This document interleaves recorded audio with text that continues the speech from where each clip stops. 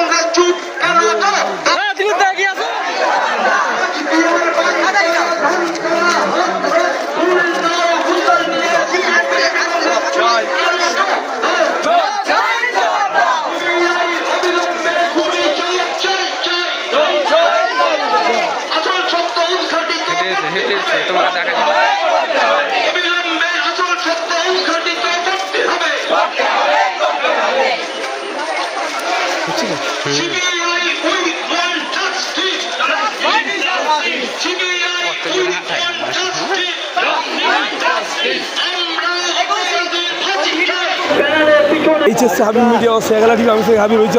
আমি এই মুহূর্তে উপস্থিত আছি হরিপাল ব্লকের যে মন্ত্রী বা ডক্টর করবী মান্না, ওনাদের আজকে নালিকুল যে রথতলা থেকে নালিকুল সিনেমা তারা বন্ধ একটি মহামিছিল যাবে, যে আরজিকর গণধর্ষণ ও গণহত্যার কাণ্ডে প্রতিবাদ মিছিল। এনাদের একটাই দাবি, আমাদের শাস্তি চাই। আপনার ভিডিওটি শেষ পর্যন্ত বেশি আপনার মূল্যবান মতামত কমেন্ট করতে পারবেন। কি বললেন মিডিয়ার মুখোমুখি তা আপনাদের শোনাবো। এনাদের কিন্তু বক্তব্য একটাই, দোষীর ফাঁসি চাই, শাস্তি চাই। এই নিয়ে দেখতে পাচ্ছেন হাজার হাজার জনগণ আজ পথে নেমে গেছে, হাজার হাজার মহিলারা পথে নেমে গেছে। ভিডিওটি শেষ পর্যন্ত দেখুন।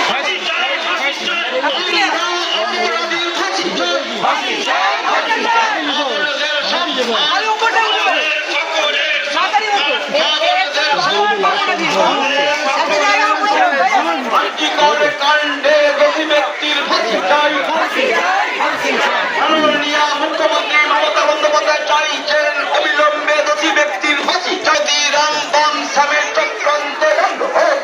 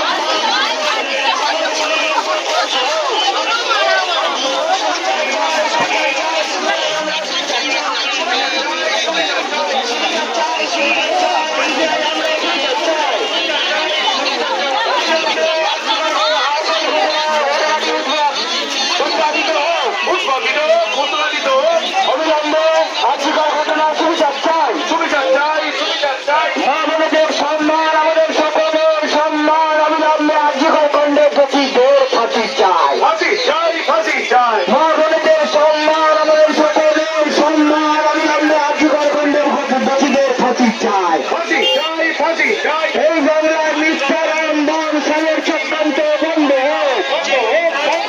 এই বাংলার রামবন সামের মিথ্যা চক্রান্ত বন্ধ হোক। সিবিআই আমরা দ্রুত আর্থিকর তদন্ত শেষ করতে হবে।